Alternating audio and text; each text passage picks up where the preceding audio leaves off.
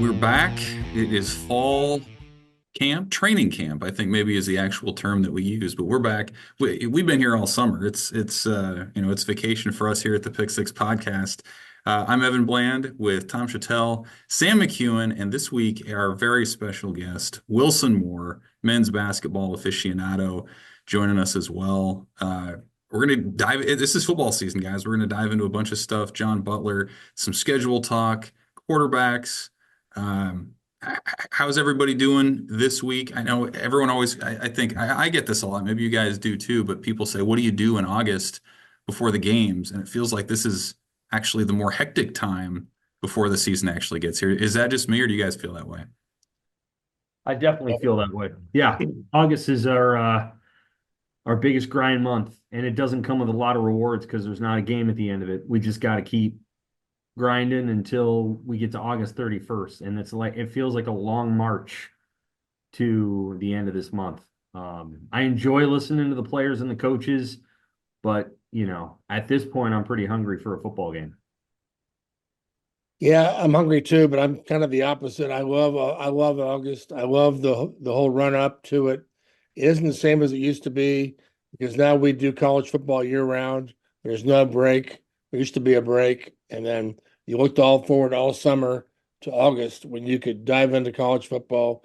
Magazines were fresh, and the players hadn't been there. Everybody was back. And now it feels like nobody ever leaves. And it's always there. And that's fine. But I still love August.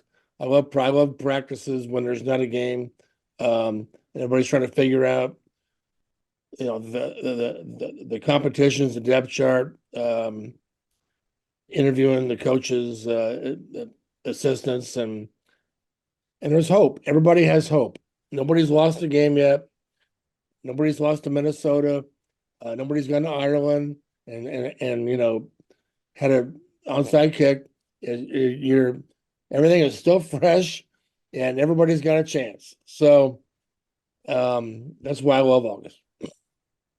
I always find this to be a kind of weird time of year because it feels to me like the number of things we can write about gets slowly whittled down as we go through camp. A lot of what is true right now and what was true on the first day of camp will still be true on the last day of camp. Obviously, Yep.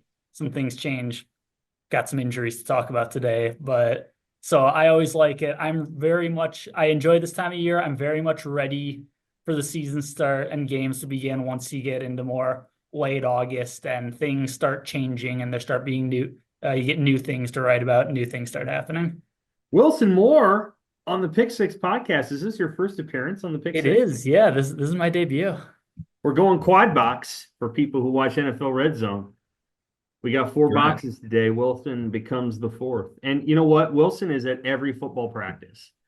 Post practice media availability. I wasn't out there on Tuesday. So I'm like, we gotta have this guy. He's got some insights, he's got some thoughts. He's the younger demographic. What are you? Are you a millennial? Are you a Gen Z or what? I think I'm Gen Z. I think I'm older. Gen Z would be the designation. All right.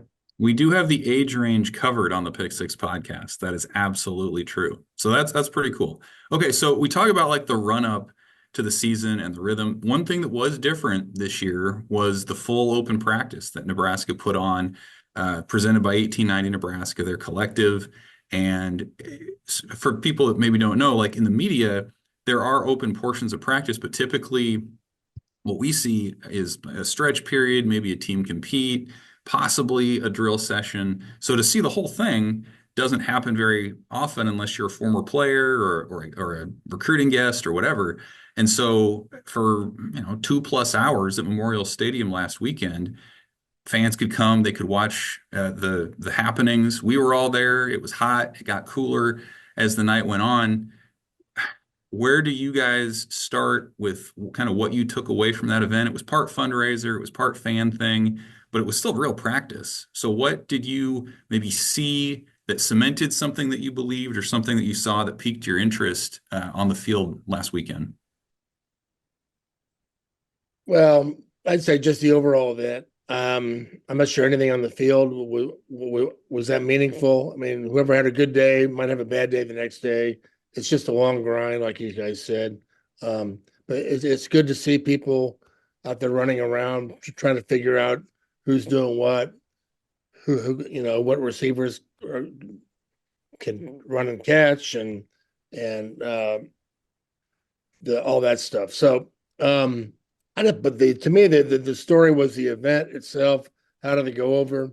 It was part show and part practice, and I thought it was fantastic. The NFL's been doing this for years, and in fact, Nebraska used to do that every weekend. They'd have a scrimmage on Saturdays in August, leading up to the first game, and it was open to the public, and the media would sit in the press box and take notes and chart stats, and then go write about who looked good, for Sunday's paper. So, but yeah, the NFL has been doing that for years. I went to Chiefs training camp as a kid, got Len Dawson's autograph, where you could just walk in to drive up to William Jewell College in Liberty, Missouri, park your car, go past the dorms, go to the football field, and watch the Kansas City Chiefs practice. So, and that was free. Now I think the Chiefs might be charging. People are getting smarter about that. Hey, the demand is always going to be there. You might as well charge something. But as I wrote this week, let's not get carried away with this, Nebraska. I think once a year is good. It was a good event, but be careful how much you tap into these fans. William Jewell College, the alma mater of Dan Lanning, Oregon football coach. And Bill Snyder. Oh, wow. Titans of the coaching industry. Lanning's from North Kansas City. He is, yeah. I think he's a Park Hill Trojan. I think Nebraska could have, I've said this before, Nebraska could have hired Dan. If it had let go of Scott Frost at the end of the 21 year, I think Nebraska could have hired Dan Lanning or Kalen DeBoer. I should do. But that's water in the bridge. Never know. We'll never know. We'll never know. Evan, what did I think of the practice? Well, initially, the thing that jumped out at me was the guy that was saying, don't take any photos or videos. And then, there was photos and videos on Twitter about 9 seconds after he goes, this is just for us and Twitter. Good luck. I don't know. They're taking videos. And so, I don't know. I think Matt Rule knew going in that folks were going to have a little bit of fun with it. And he knew we were going to talk about it and write about it. So, I don't think they showed us too much, but there's a couple things that I found notable. One, Nebraska has a lot more receivers. And so long as they stay healthy, they're going to be a lot better at that position. And we say that every year, but they don't add 6'4", 220 times 2 every year. And then they added Carter Nelson, and Carter Nelson looks like he can play at this level. He looks legit in terms of getting open. Now he's got to hold on to the ball, but he gets open. And Ja'Cory Barney is a guy they didn't have last year, and Isaiah Garcia Castaneda, they had him for a half last year before he got hurt. So, I really do feel like they're better at the pass catcher position than they were last year, or 2 years ago, 3 years ago when they didn't have Trey Palmer.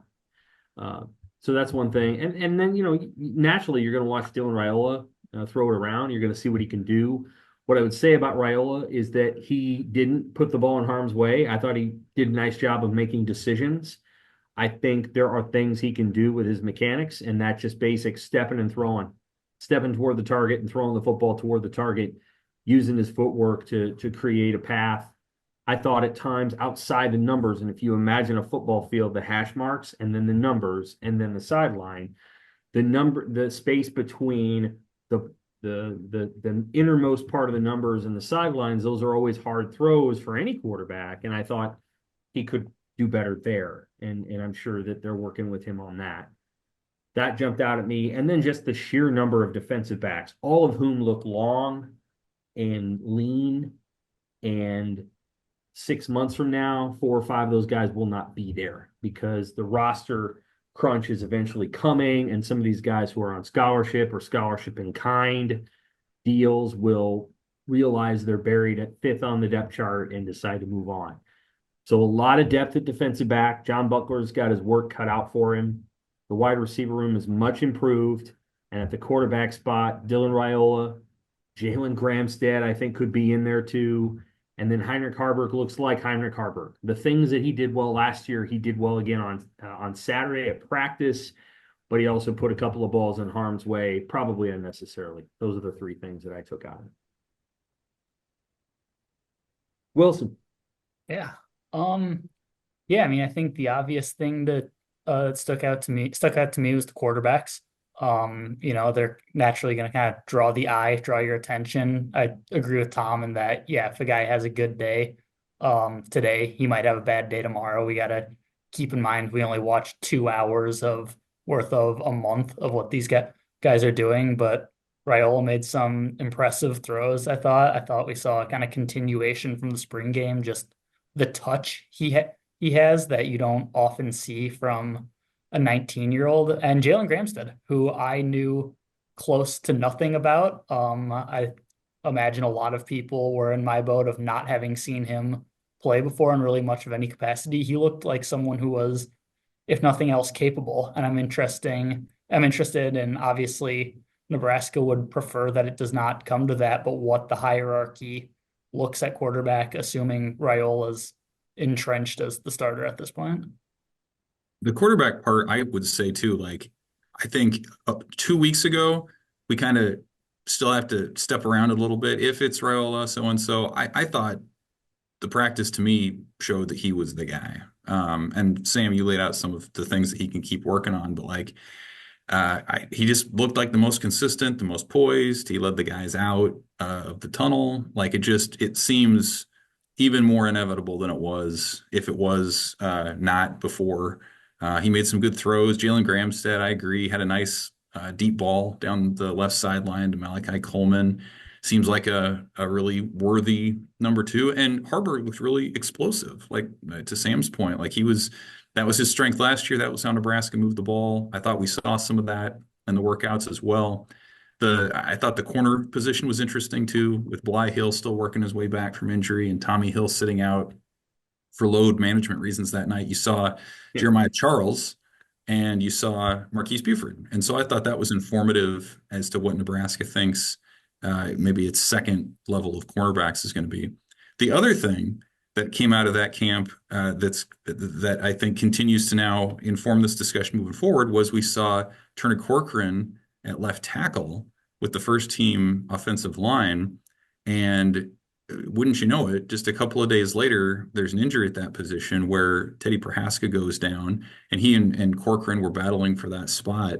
But man, I mean, where do you guys come down on, like, not how big of a deal this is, but like how Nebraska sort of moves forward? How big of a deal is it for Nebraska in the sense that it's going to go into this season now without Teddy Prochazka, who's destined for another injury after tearing his ACL? What does that mean to the offense and sort of your outlook on what that attack can be this year?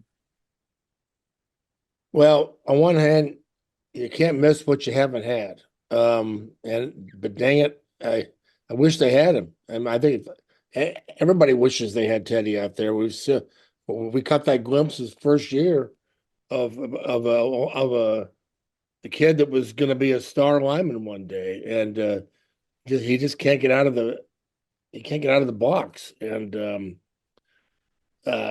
literally. So it's awful. When I heard that news yesterday, and again, when Matt Rule walks in the room when he's not supposed to be there, it's always bad news. He's there to tell you bad news, and not because he wants to, but I think that they've got more depth, and that's a good thing. I certainly think Turner's a likely guy, and yeah, let's step up and it's your time. So, but But I don't think it's certainly not a panic deal or thinking it's going to ruin anything.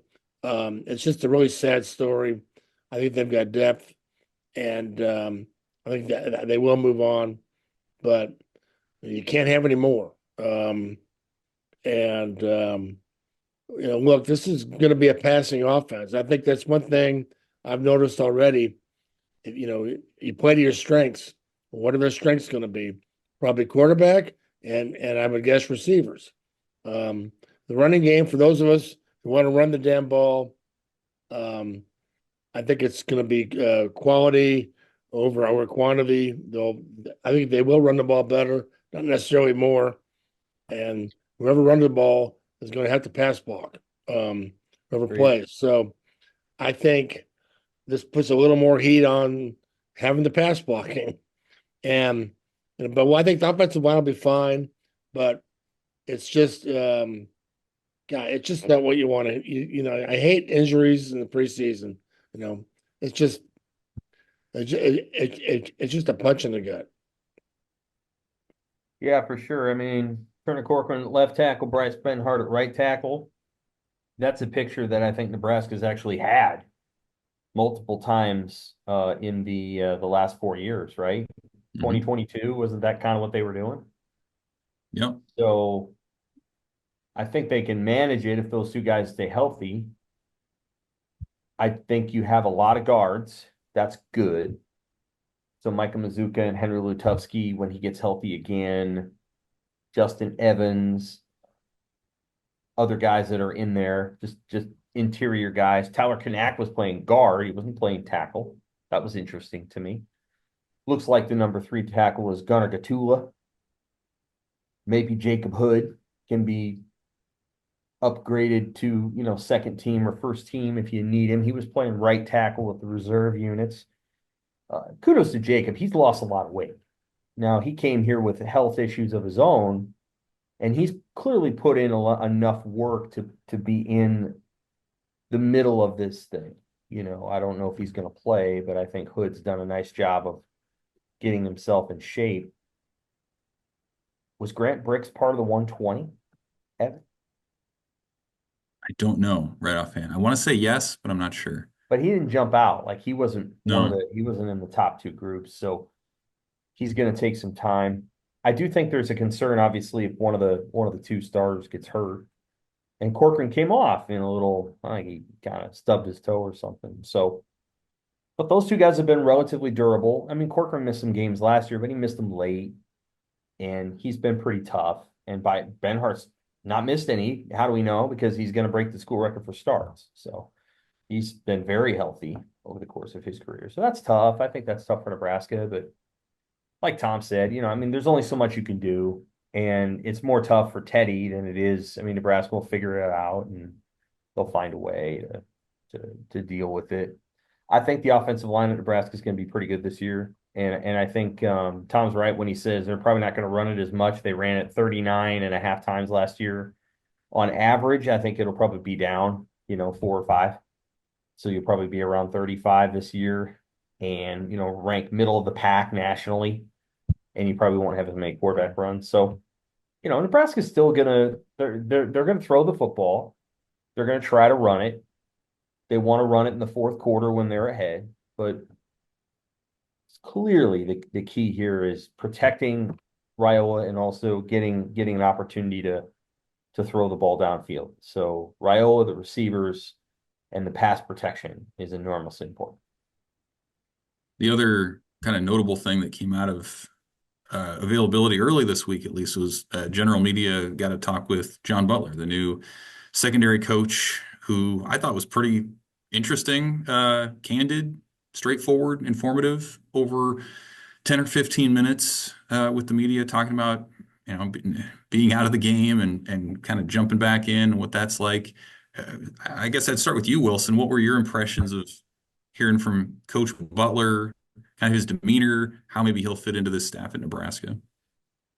Yeah, I think I've said this before, maybe when we weren't recording, but he gave me a very NFL vibe, which is kind of hard to explain, but college football and the NFL, I just feel like are 2 very distinct entities attract different personalities, and he struck me as a guy who has spent some time in the NFL. Just kind of the way he carried himself, the way he handled himself, the way he spoke. This is kind of a random thing, but I notice the assistant coaches will generally refer to Matt Rule as Coach Rule, and Butler referred to him as Matt, which is again is more of an NFL thing, you know, a more kind of direct person to person, just kind of I don't want to say laid back because the NFL is pretty intense, but just in that particular way. And He hasn't learned the branding yet.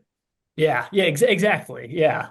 Yeah, it's a good way of putting it. Yeah, so I thought a good uh yeah, very NFL type. You know, I don't think there's any question, you know, he's good at what he does. He's a good coach. I am interested in, you know, maybe once the off season comes, how recruiting works. You know, he comes back to a college football landscape that could not be more different than it was the last time he held a job in college football. So early impressions, yeah, I was impressed. And I think he's a good fit in this coaching staff that has a lot of kind of younger guys, definitely fewer people with that that extensive of experience, especially in the NFL. Tom, does he remind you of anybody? You talked to him off to the side for a while too, and I really liked your column about some of the stories he does. Did he remind you of anybody, or is he, you know, just a specific kind of guy himself? Yeah, not off the top. I was just sitting back listening to him, and yeah, he handled himself well for a guy that hasn't done a lot of press conferences. I mean, NFL assistants don't talk, the Right. media in general. You know, the coordinators don't talk to the media. You never see stories about those guys, and especially the defensive backs coach would never get interviewed in a setting like that. When he was assistant at Penn State or maybe Minnesota or whatever, he wasn't doing press conferences there either. I mean, Nebraska is one of the few places where the position coaches are up front. It doesn't happen very often. It doesn't happen. It's very rare, actually. So these guys get the once over, and it was funny. And I thought he handled himself great. He seemed very genuine, which means probably didn't do a lot of pressers, didn't know us, but he was himself. And it seems to me that any coach who comes off as himself or genuine like that is sort of a guy that you want to play for. So it may be not always true, but I think that's probably going to be the case here, and it's going to help him as he tries to learn everything.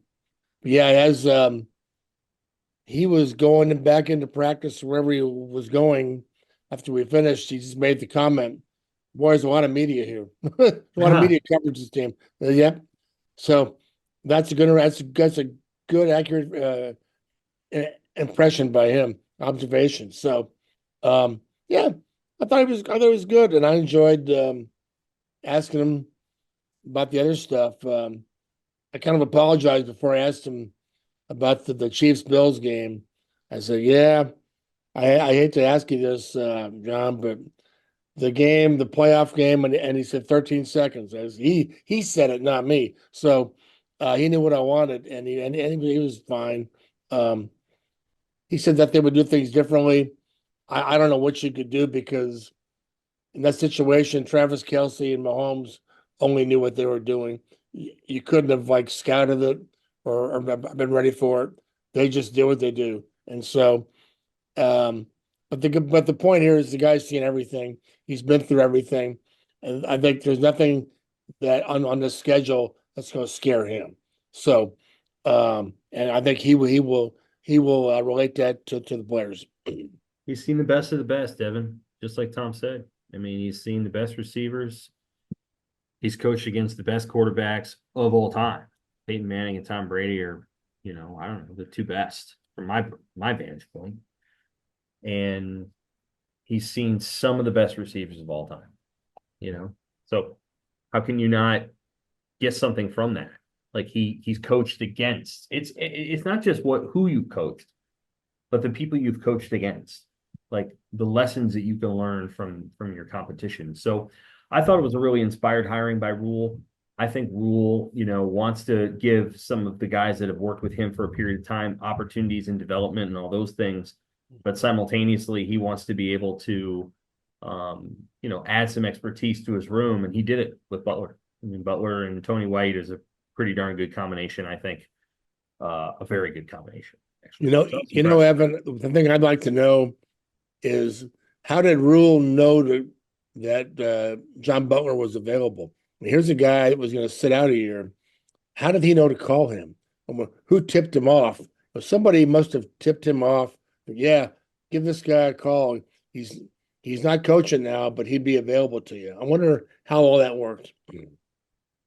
I often think of that phrase that luck is the intersection of preparation and opportunity. And like, I think Matt Rule was aware of him. I think he keeps tabs on that stuff. And when the opportunity arose, like he knew to reach out. And so, externally you can look at it and say, wow, they got really lucky with that hire in early July. But I think it's a testament to the contingencies that they have, the, no stone left unturned sort of approach that Matt Rule has out there. So, I mean, we'll see how it plays out, but it looks really inspired at this point. So he comes in, joins the defense that's a strength for this team, an offense that looks to be on the rise, and it's starting to reflect in the national perception of Nebraska as well. The coaches poll came out this week. As you wrote, Sam, some coach not named Matt Rule thinks Nebraska is a top 25 team because they got at least one vote in that. They're the equivalent of 45th overall. The AP comes out next week. Nebraska is not going to be in that. But what do you guys think, as just sort of a thought exercise, how many games does Nebraska need to win out of the gate to be considered a top 25 team, do you guys think? Somebody go ahead. Go ahead. I think Nebraska could be in the top 25 as soon as week 3 if they beat Colorado. And that isn't what I would do, but I think they could be in it that quickly. I was going to say 4. I was on a similar thought path. Obviously, Colorado is kind of the main one in there, sandwiched between UTEP and some other group of 5 FCS opponents. That's going to be the one that stands out. That's kind of the linchpin in there, at least early in the season. You think Colorado would do it? I think a year ago it would have done it, but just the way that they struggled last year, maybe if Nebraska runs all over them, but you think that'd really be enough? A win over a UTEP team that went 3-9 last year and then beating Colorado at home? I think there's going to be enough volatility that it's possible, yeah. I mean, I'm not guaranteeing it, but there's a lot of games in week 2. So I think people want to give Matt Rule the benefit of the doubt. If Nebraska plays really well in week 1 and they beat Colorado by 21 points, I think people will be like, they'll jump the queue. They'll be like, yeah, I guess I could do this in 3 weeks, but I might as well do it now. I like this team, that kind of thing. I think there's a little bit of shine on Nebraska. And so there may be an opportunity to react to a nationally broadcasted game. If it were up to me, I'd say let's see 4. But I think I think especially in the AP side, voters are going to react. And they're going to try to reward Nebraska if Nebraska comes out of the gate hot. See, I'm going to go 5, man. Like maybe that's too many, but UTEP and UNI don't do anything for me. Colorado, the shine is off of them. And then, okay, you beat Illinois at home. Sure, I guess that would be the thing if you're 4-0. But to me, like, if I'm a voter, I want to see them win on the road, even if it's at a Purdue team that's picked to finish last in the Big Ten. Like, I think if you can go on the road and you can win by, 7 to 10 points or whatever, like, okay, you're 5-0. Because, like, what benefit of the doubt has Nebraska earned at this point, other than looking strong in the offseason and Matt Rule being impressive and the recruiting piece? But like, they haven't earned it on the field in years. So I don't know. To me, like, I think you got to go at least 4-0, maybe 5-0 before you get in there. And maybe your point, Sam, some of the other games break a certain way, and and it just kind of happens that way. But it's fascinating to me that Nebraska would get that sort of positive reaction with its history of late of not closing the deal. Maybe that's just me. Oh, we'll see for sure. We're gonna find Yeah, out really, very quickly. I, I think it's probably 4 or 5. But I think a lot of it is how you look, especially in the AP poll, and where they start. If there's people ahead of them that aren't losing early, they're not going to probably jump them unless they really, really look good against these teams. UTEP, and I think the Colorado one. But yeah, people, the voters like Rule. They know Rayola. If they come out of the gate smoking and they look amazing or something, I wouldn't be surprised. But I think it'll be 4 or 5. But you know, I keep saying I haven't seen 1-0 in 5 years, so I'm waiting to see 1-0. Right. And just some home games, like build some momentum. Right. It's been so long since you remember, I mean, it wasn't that long ago Nebraska won what was it, 30 some straight season openers, and it was just a given, and it's just not been that way. Pretty remarkable. Mm. So we're gonna have kind of a couple weeks look at the schedule too. And today, let's let's look at the 3 hardest games on Nebraska's schedule and the 3 easiest. In my opinion, it's kind of clear cut, but maybe you guys disagree. Let's start with the hardest. How would you guys rank as you look at the season schedule right now, the 3 hardest games that Nebraska has? I would say the hardest was Colorado certainly because of what Colorado is or isn't going to be, but Nebraska hasn't had that kind of win. It's at night. They haven't closed the deal on one of these kind of games. National TV. I think for a team that hasn't done it, they certainly can do it, but they got to go out and prove it. That to me will be the hardest one. I'd probably put Iowa second, because it's a night game, and what what Nebraska means to Iowa, and Ferentz, and I'd probably put Ohio State third. Ohio State third. Okay. Yeah. What about you, Wilson? I've got Ohio State 1. I think, late October going into the shoe. I don't care who you are. I don't care if you're a top 10 team in the country, much less Nebraska, a team that has not been very good for a few years. That's tough. That is not easy. That's a real test. Number 2, I have 2 and 3 pretty close together. Iowa, for all the reasons Tom said, late in the season, night game, it feels like those are always gritty, emotional, close.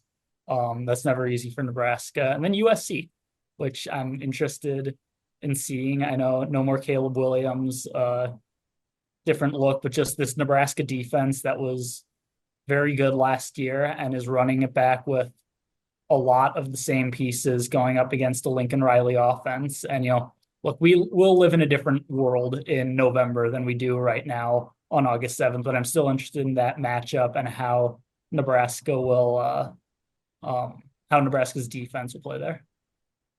Yeah, if you're talking 3 most likely losses, I think, Wilson's ranking is logical.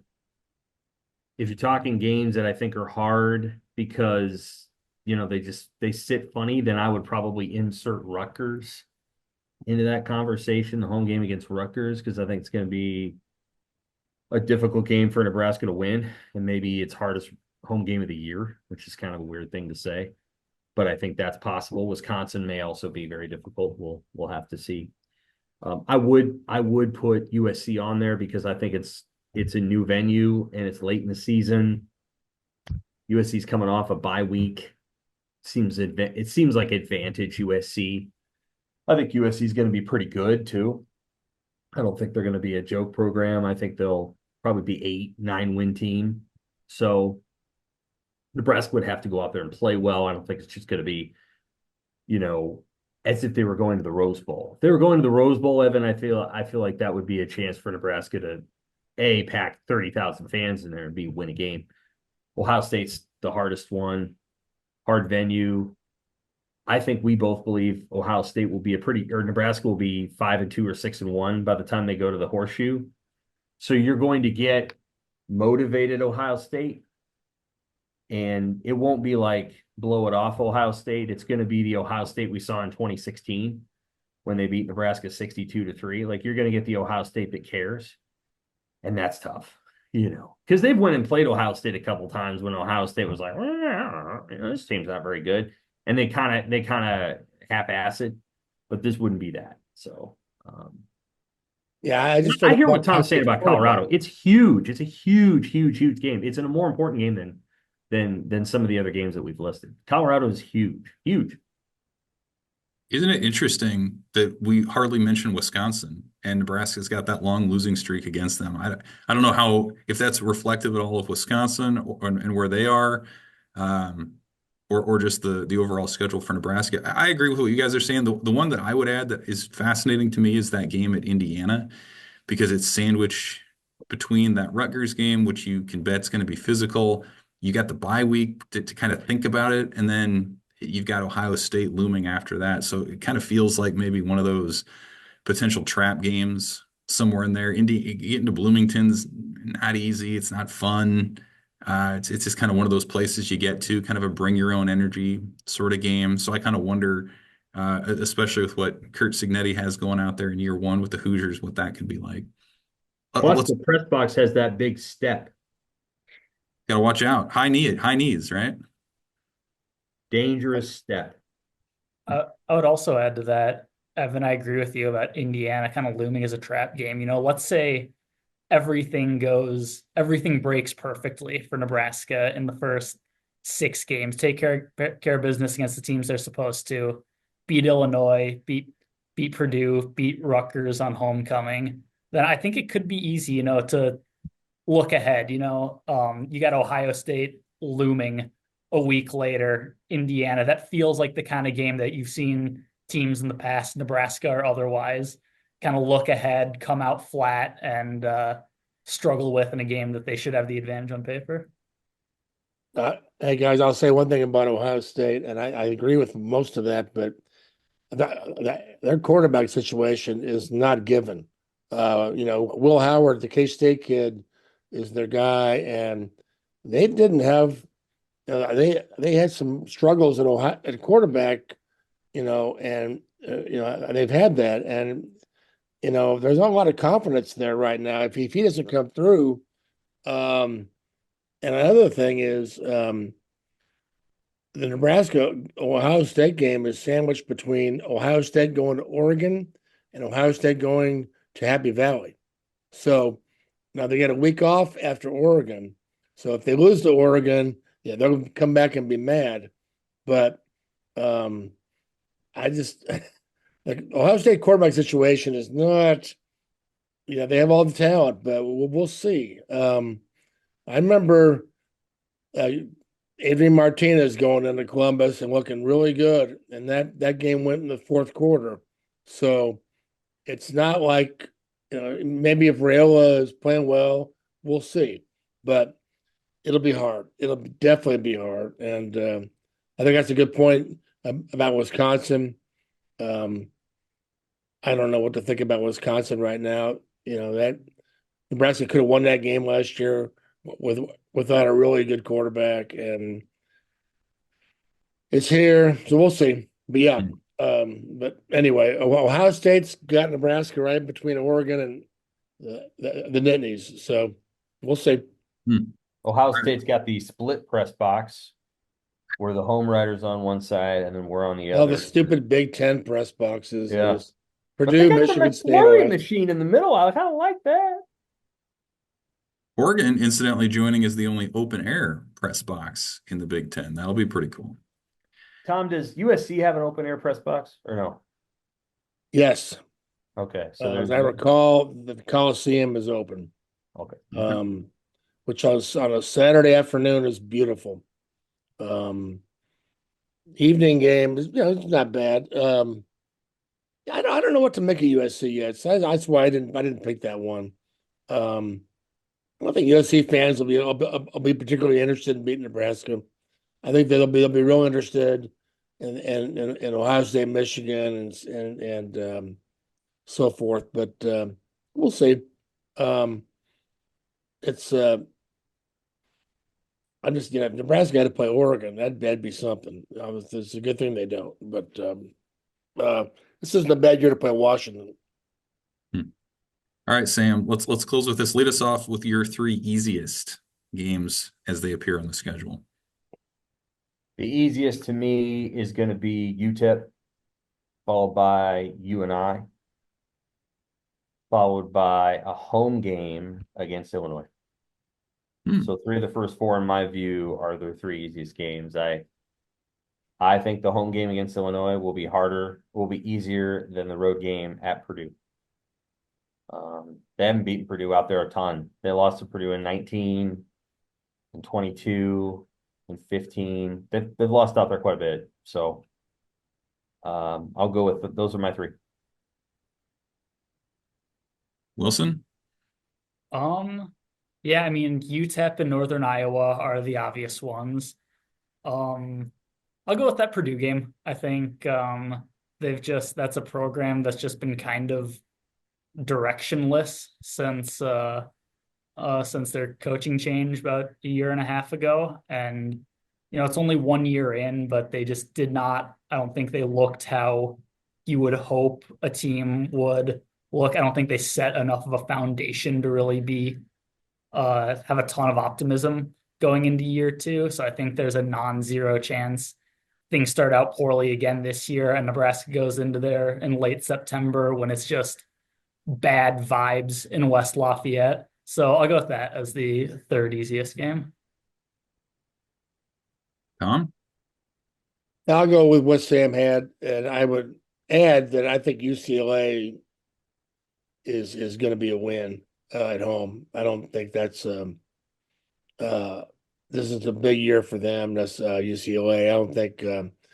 I think Illinois. The fact that it's the Friday night atmosphere, the sellout record, all that stuff will add up to. I think. But I think Illinois could be better than UCLA. But I think I think those are pretty good. But man, the correct answer is none of these games are easy when you haven't won 6 games. That's fair. I just think UNI and UTEP are the clear ones you have to take. I mean, those are teams that Nebraska's more talented than, has more resources than, and they're both resetting in a lot of ways with schemes and coaches. My 3rd one was UCLA. I think the Bruins come November, coming to Lincoln, maybe it'll be cold. They've gone through a lot of a Big Ten grind by that point. Just seems to me like one that Nebraska should win. They're in LA, as Deshaun Foster told us, so we know that now about the program. But yeah, I think as we've said, there are going to be a ton of 1-score games in this schedule. Whether they win them or lose them, a lot of this stuff's going to come down to the 4th quarter. So we'll see how that can go. Anything else before we get out?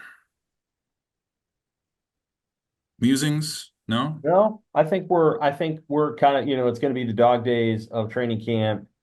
Once next week hits, so this Saturday is the first scrimmage, it's going to be a big one. I think there's going to be some position battles, especially on defense, that are going to get delineated.